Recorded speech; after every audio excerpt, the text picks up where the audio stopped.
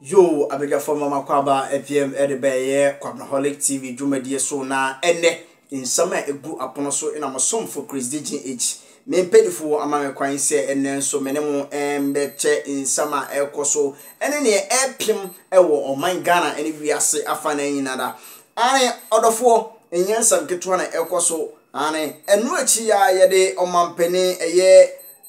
omampeni John Dramani Mahama yede ne etena kunya kase no so echire no I think say ahomachina say anadwono so dia nsama epupu ewo man ha no oman Ghana yimu no eseweni ensese ye ka kire nsam ne de ba na eba na mesew say ubenya ntobo ase na so watwen na wagige adawadwam na wafa eye mobile phone na ekura wo no ana so what I say o saw na ekura wo no behwe so na wako YouTube na wahwehwe eye Kwabenaholic TV na oso ehunu ne epem ene ne etwagu ewo eye intertafide kase so me say umbre ana ensama kase bi akoso ewe ye parliament no esewani ensese ye ka kire honorable Ato Forson ensama kase bi ekoso ansa na ebeto aban me mfa ne say ye ansa na ebeto aban mu ansa na bato no kra mpotam kra be ba no kra mpo no ensama kase bi NPP fo ade bobo honorable Ato Forson no sisi ya meka ne say adane table na atene ina sisi anu NPP for omodi anaso omotayeche ema omode honorable Ato Forson sa intro die kase a yede to no so say ambulance sensema baye nyansa keto I think so man Ghana had a baby obefa bi ambulance NDC ne honorable Ato Forson ne ambulance nyansa keto na eno ina akofa nsem bebre ede eba I think say a returning mekan say a return match so at a return match in I think say NDC ne honorable Ato Forson ono so aye ready say or the nsem na omode de court no ono so ebeye returning match na I think say ono so etimi ayi nsem de bi ede apo NPP ene impedifobia omo mu na me say umre ye ko na yekotie honorable Ato Forson nanum asem ne ye ba de obi anso mo so for Chris DGH me de diaka ere beto mo so ewo ye intentafidi kase so aye Kwabenaholic TV so meso say di mechini yen kombra de ba de akabia me de beso so. Mr. Speaker, my recent prosecution, or call it persecution, by the Attorney General over frivolous and trumped-up charges was calculated to silence, intimidate, and completely extinguish a known dissenting voice. Right, Honourable Speaker, my crime, Mr. Speaker, was that I sounded alarm bells on an economy that was being mismanaged and ruined by an act and omissions of a select few in government. The fact that my prosecution began in the wake of the tussle over e-levy should not be lost on anyone, that I became an instant target for the regime. Mr. Speaker, I was charged on the Christmas Eve, a few days after the rejection of the e-levy and the 2022 budget.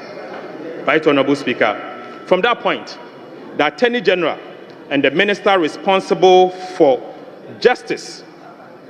Godfred, in whom the prosecutorial powers of the state is vested, was determined to deploy all crude tactics,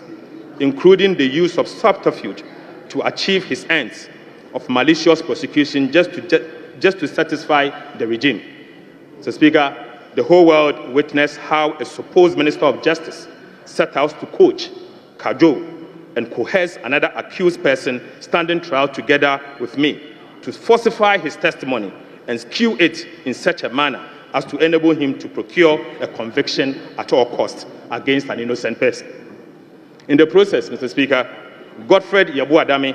who is the principal legal officer of state, engaged in crimes such as witness tampering, conspiracy against accused person, fabrication of evidence to pervert the course of justice, and professional misconduct, contrary to the ethics of the very legal profession he heads. I believe this has been the story for many Ghanaians during this period. Right, Honourable Speaker, never in the history of our nation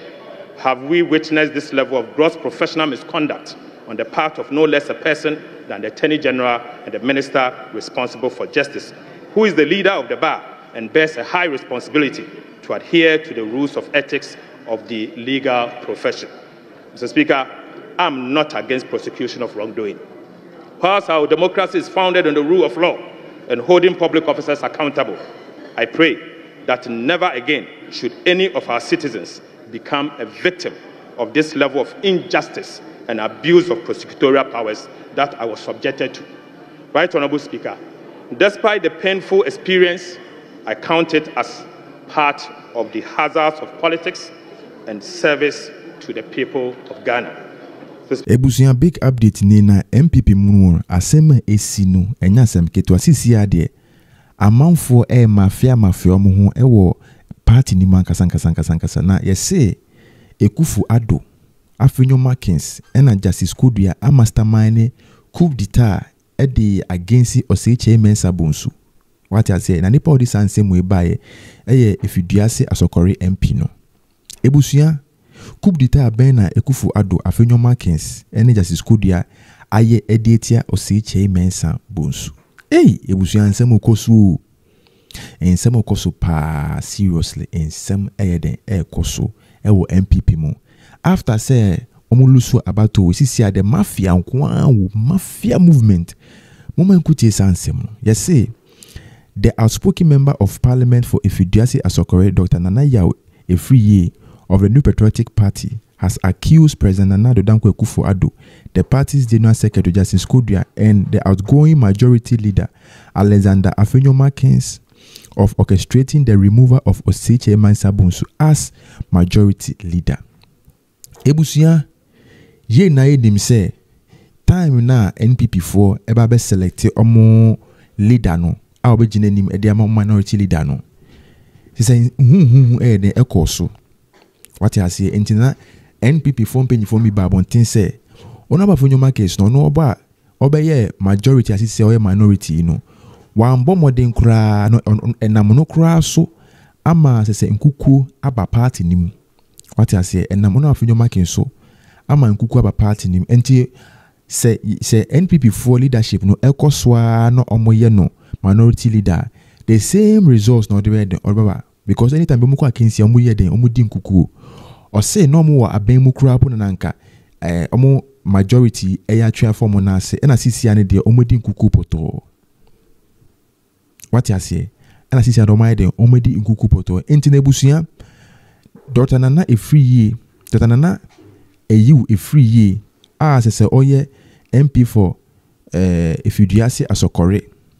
What I say ka kire Ghana for say Justice Frimpong Kodua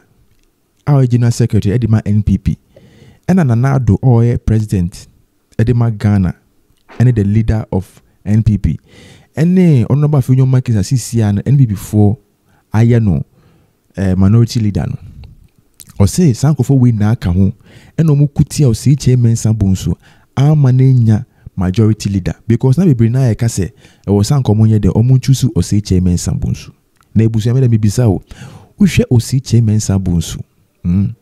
na uhwe onaba Afenyo Markins why na ebo ne ho moden e wo parliament. What I say why na ebu ne ho why na e ka se ye why na e respect Ghanaians. What I say a banner men cat say banner general Ghana but a banner